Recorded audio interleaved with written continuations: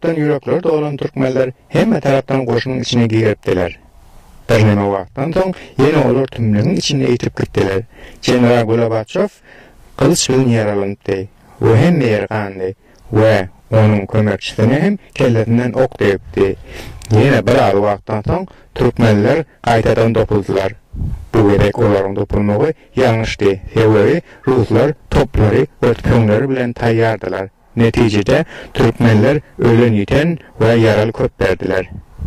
Menin ölüm 300 tane ölüp yatan Türkmeni gördüm.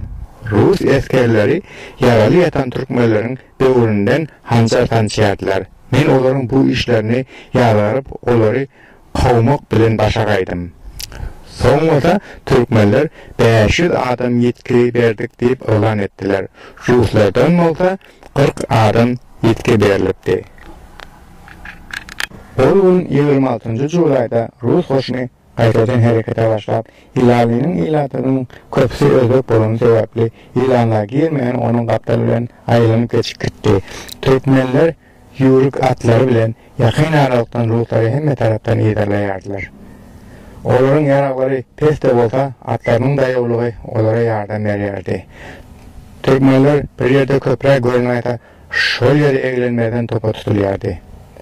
Wagt öýleden ötüpdi. Rus hoşuny Anamrat adly bir araga gelip ýetdi we ol ýerde saklanmak kararına gelindi. Ol ýerde bir gala bardy. Şol galada Xiva hanlygy bir wagtlar gelip Türkmenleri özüne bakmy etjek bolup seweşen, emma ýeňilip ýerine giden. Erteri 27 Julaýda ýer bilen kellesi kesilen bir Rus eskeri tapyldy. Indi bugün Ruslar Türkmenleri gözlenip her yana tirlikde hereket etýärdiler we Türkmenleri aktarýardylar. Öňünden bir Türkmen gelýär, saklanmazdan onu öldürýärdiler. Rus hoşuny ýerine gaýdyp, indi bu gerek Ilali'nin taq tarapyndan geçýär. Oýun Türkmenleri gözlenip tapa bilmäni oluny ötürdüler. Rus eskerleri özleriniň bir içalysyny şol gün ýalňyşlyk bilen ýaralapdylar.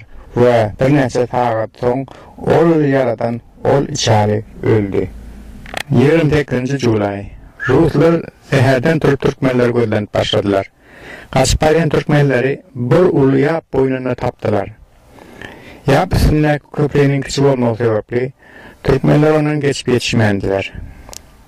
Ve bir tör Türkmen hem ota Ruslaryň rehendarlygyna inanyp öz öýü goşlaryny taşlap gaçyp gitmeýine dözmendiler. Emma olaryň hemmesini Ruslar ýerde kılıçdan geçirdiler. Men bu ýerde gaty wahşyçylyk we korkunç tähneleriň şahyady boldum. Ol yer gaçyp barýan Türkmenleriň arabalaryndan doludy. Öýü goşlary olaryň üstünde we ýaş heni ýöremäge yaramayan çağalar hem ol goşlaryň arasynda bardy. Ene atalar çağalaryň gözüňi öldürýärdiler we arabalaryň astynda ýaş balalar öldürülen ata enesinin daşına aýlanyp çykylyp ağlaýardylar. Ýaş geniller öldürülen ýa-da kılıç ýaratynyň ölüp barýan ýoldaşlarynyň başyny diýlerini goýup ağlaýardylar. Olar indi ölüm diýilen zatdan hiç hem çekinmeýärdiler we taş töweregindäki olary gurşan Rus eskerlerine hiç hem üns bermeýärdiler. Şöyle tarap gaçyp giden Türkmenleri idarlap giden Ruslar akşam ara ýerine dolandylar. Ve ýene bir gerek komanderlik tarapyndan arabalaryň barysyny talamaga 3 sagatlyk ruhsat berildi we talan soň hem ol arabalaryň barysyny oda çekmeli diýildi. Ruslar arabalary oda çekip başladylar. Şol arabalaryň üstünde heniz ýörebilmeýän we arabadan düşebilmeýän çağalar bardy. We men haýal etmäni üstünde çağalar bar arabalary aktarýardym. Tä olary ýanymdan halat ederýärdi. Çağalar çyýaşyp ýanmadyk arabalaryň astyna gaçyp gitýärdiler. Soň bilen men Ruslara gyklyk edip olaryň bir näçe arabany oda çekmekliginiň öňüni aldym. Tä ene ataly çağalar ol aşamy ol arabalaryň üstünde we ýa astynda geçirýärdi. Garaňky düşmeden öň zurnalar ses etdi we bar goşuny bir ýana jemläp talanan zatlar bilen akşam saat 11'lerde Ilali'nin yakındaki kempe taraf koşun yola düştü. Men yananın arasından ayağını kılıç keten yaş kıyıcağıdı ödüm bilen alıp kayttım. Ayağının yarasını arasalap ona süy tapıp verdim. Ol onun bağrısını kellesini kaldırmanı içti. Onun uzak günü aşıkta geçirenliği açaçan görünüp durdu. Vaktar yılma dolanıp yakılan arabalardan çıkayan yanına seyret yardım. Ve ol günkü görüllerimi yadlap. Heniz bu asırdayım. Monun deyin vahşiçilikli hareketler bolup bilayacakları meni incaltmayardı. Ve o yerdeki kalın çağaların hem şu cağı kıyıcağı diyali ağaç bolmağı mümkün ve olur bu geceni bu çölde nenin ertiri yetirer diyen fikir bana haber verirdi. Bugün gecenin yari koşun boş topar talanan ve köp miqdarda mal bilen kempe dolanıp geldi. Julayın 30'unda Kaufman Hilal'a geldi ve Gorbaçov ona Türkmenleri dargadanlığı hakkında haber verdi. Kaufman şol yerde Taşoğlu Türkmenlerine her bir maşgala 41 lira sterling salgıt tölemeklerini buyurdu. Ol bolsa şol vaqtadan hiç bir yerde görülüp eşitilmedik salgıttı. Şol vaqta Avrupa'da salınyan salgıttan hem 2 etse yukarı salgıttı. Mekkahan kitabın 411. sayfasında şöyle yazar. Bu Türkmenleri bir ulu salgıttı. Kaufman bu işi bilen onların öyün dargattı. Olar indi ağır zadını hala halca qızıl, kumuş, sapşayları ve malları ve atları getirip beriyardılar. Kaufman ol zatları değer değmez bahasından onlardan alıyardı.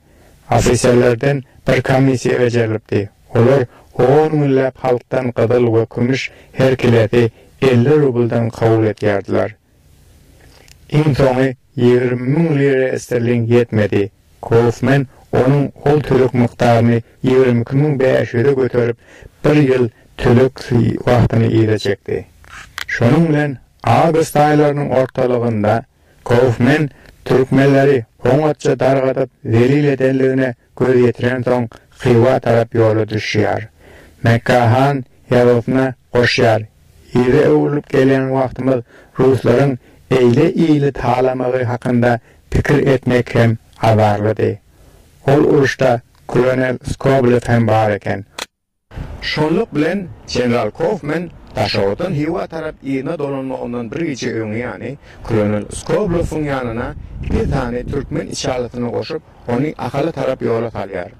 Kolonel Skobelev'in vazifeti Taşoğlu bilen akal arasındaki yatan çölü bağlamak ve ondaki su kuyularının yerleşen meydanlarını bilmek ve yine hemme tarafların gelecekte akalı koşun çekmenin amatlı yollarını bilmekten ibaret bolup durýar.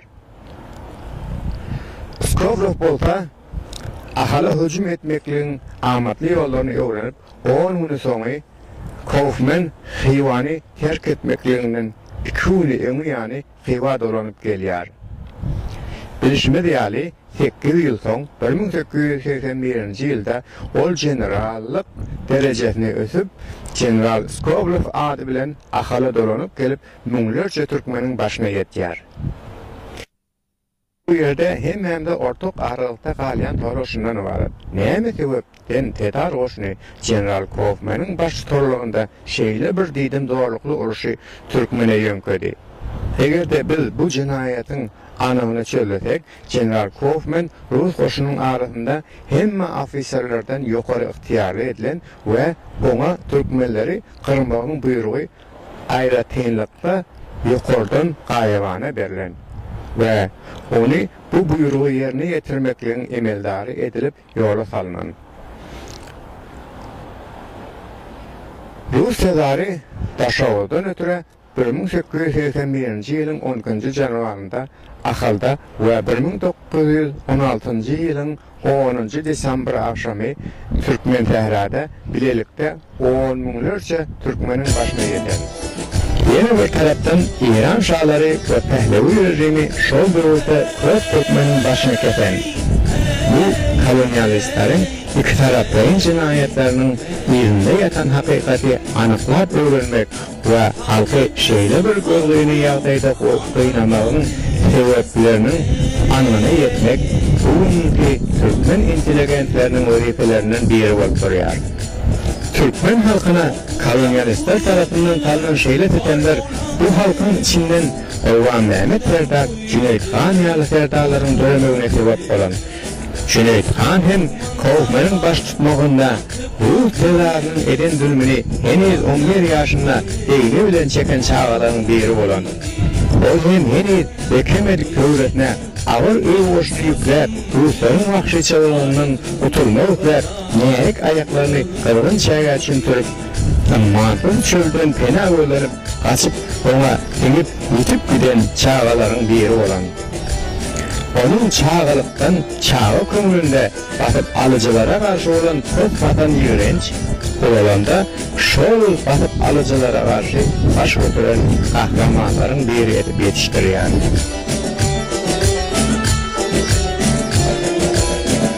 Arifidir vahdet gözler aldım, ayrılık elinden derbeder oldum. Ettir akşam ahu fılanı geldim, birleşik devrani suralım endi, birleşik devrani suralım endi. Dumanlar işittim benim sözümü, tarihten haberdar buranın endi, tarihten haberdar buranın endi. Dumanlar işittim benim sözümü, tarihten haberdar buranın